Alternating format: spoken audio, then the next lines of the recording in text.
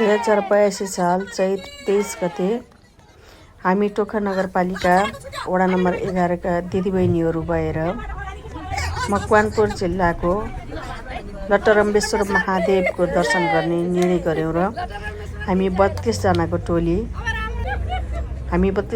टोली त्यहाँबाट हिँड्यौँ।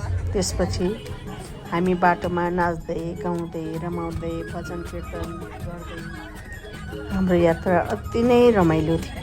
यात्राको क्रममा हामीले ललितपुर जिल्लाको टिका भैरवको पनि दर्शन गर्न पुग्यौँ। करिब 3 घण्टाको गाडीको यात्रापछि हामी सबै साथीहरू आफ्नो झोला बोकेर हामी लटरम्बेश्वर भगवानको दर्शन गर्ने उत्साहका साथ सबैजना गाडीहरू एक एक गर्दै गरेर मन्दिरको लागि प्रस्थान गर्ने तयारी गऱ्यौँ।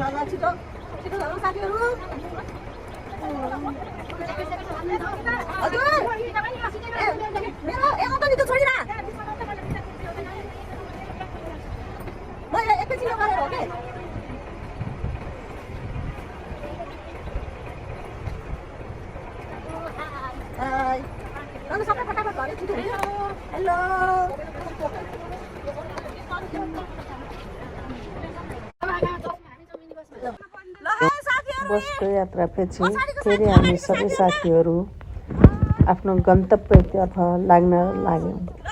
हामी 32 जनाको टोली हाँस्दै गाउँदै रमाउँदै मन्दिरको लागि प्रस्थान गऱ्यौँ। हामी जाँदै थियौँ, हिँड्दै थियौँ। कोही साथीहरू बलिया, कोही साथीहरू कमजोर भनौँ कि हिँड्न नसक्ने भनौँ कि हिँड्ने बानी नभएका साथीहरू हामी एक एक गर्दै कोही 2 जना, कोही 5 जना, कोही 10 जनाको ग्रुपमा बिस्तार हामी छुट्टिँदै गयौँ। हामी हिँडिरह्यौँ। हामीले बाटोमा धेरै भक्तजनहरू पनि भेट्यौँ। हामीले 85 वर्षका आमालाई पनि भेट्यौँ। हाम्रो यात्रा अत्यन्तै रमणीय र स्मरणीय हुँदै गएको थियो। साथीहरू यात्राको क्रममा अघि पछि टाढा नजिक भए पनि हामी फोन सम्पर्कबाट संवाद गर्दै आफ्नो गन्तव्यमा लागिरह्यौँ, हिँडिरह्यौँ। मन्दिर पुगेरै छोड्ने अठोटका साथ हामी सकी नसकी बस्दै पानी खाँदै खाजा खाँदै हामी निरन्तर हिँडिरह्यौँ। रमाइलो भयो। यात्रा अत्यन्त अविस्मरणीय सम्झनायोग्य यात्रा पनि भयो। यात्राको क्रममा हामीले कति साथीहरूसँग फोटो पनि खिच्दै गयौँ। अनि त्यस्तै गरेर अहिले टिकटकको जमाना, टिकटक पनि बनाउँदै गयौँ। गर्दै मन्दिरको नजिक आइपुग्यौँ।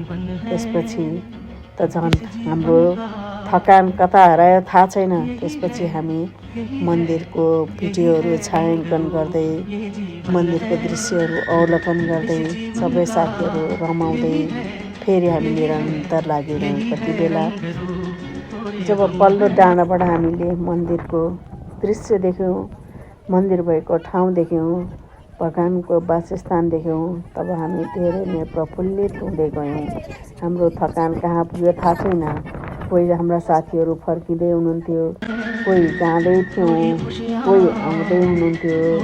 त्यस्तै क्रममा हामी साथीहरूसँग रमाइलो गर्दै भगवानको वासस्थान हेर्दै त्यो अप्ठ्यारो कहाली लाग्दो बाटो जहाँबाट हाम्रो खुट्टा चिप्लियो भने पनि हामी कहाँ पुगिन्छ थाहा छैन। डरलाग्दो पोखरासँग सम्झौता गर्दै हामी हिँड्दै गयौँ। निरन्तर हिँडिरह्यौँ। हामी एकदम मन हलुङ्ग भएको थियो। अब भगवानको नजिक आइपुग्यौँ, भगवानको दर्शन गर्न पाइने भयो भनेर हामी खुसी साथ जिउ हलुङ्ग भएर फुरुङ। कोही साथीहरू 4 घन्टामा, कोही साथीहरू 5 घन्टामा, कोही साथीहरू 6 घन्टामा प्रकृतिसँग रमाउँदै लटरम्बेश्वर महादेवको दर्शन गर्न हामी सबैजना पुग्यौँ। त्यसपछि जब महादेवको दर्शन गरियो, गुफाभित्र अवस्थित लटरम्बेश्वर महादेवको दर्शनपछि हामी फेरि अब फर्किने तयारीमा लाग्यौँ। हामी टिकटक बनाउँदै फेरि त्यहाँबाट घरतर्फ हिँड्न लाग्यौँ। भगवानको दर्शन गरिसकेपछि हामी फेरि केही साथीहरू हिँडिसक्नुभएको थियो। हामी 5-6जना साथीहरू पछाडि थियौँ। हाम्रो पछाडि पनि 3जना साथीहरू हुनुहुन्थ्यो। उहाँहरू आउने क्रममा हुनुहुन्थ्यो। हामी फेरि भिडियो खिच्दै प्रकृतिको रमणीय दृश्य कैद गर्दै हामी फेरि आफ्नो बाटो लाग्यौँ।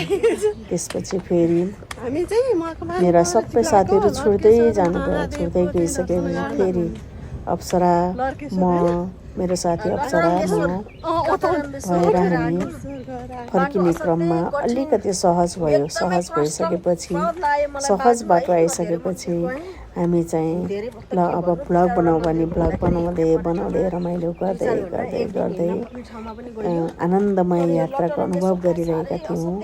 हुन त अविस्मरणीय थियो। अनि त्यसपछि हामी गन्तव्य बस भएको ठाउँमा पुगिसकेपछि करिब 9:30 बजेतिर हामी घरमा पुग्यौँ। हामी बिहान घरबाट 5 बजे निस्केका थियौँ साथीहरू। हस्, थ्याङ्क यू सो मच। धन्यवाद, नमस्कार। हेर्नु त यस्तो जङ्गल छ बाटो। असाध्यै गाह्रो। यो त केही पनि होइन। यत्रो पहरामा त्यस्तो म अरू भिडियो पनि राख्छु साथीहरू।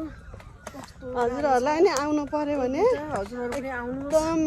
मिल्ने साथी सबै व्यवस्थित तरिकाले आउनु। चक्लेट अलिकति एनर्जी दिन्छ। अरू केही नबोक्नु गाह्रो हुन्छ बोक्न। धेरै गाह्रो रहेछ। सकेसम्म घुँडा दुखेछ। अझै हामी कति घन्टा हिँड्यौँ? 5-6 घन्टा हिँड्यौँ है। 6 घन्टा कन्टिन्यू हिँड्यौँ। उकालो माथि अलिअलि छ भगवान्लाई भेटिने ठाउँमा। नभए भने बाटो अस्तव्यस्त। हामी त यहाँ अलिक सजिलो लाएर मात्रै भिडियो पनि जाओस् है। एकदमै राम्रो, एकदम रमणीय ठाउँ। Plus thank you so much. Apsara, धेरै धेरै धन्यवाद।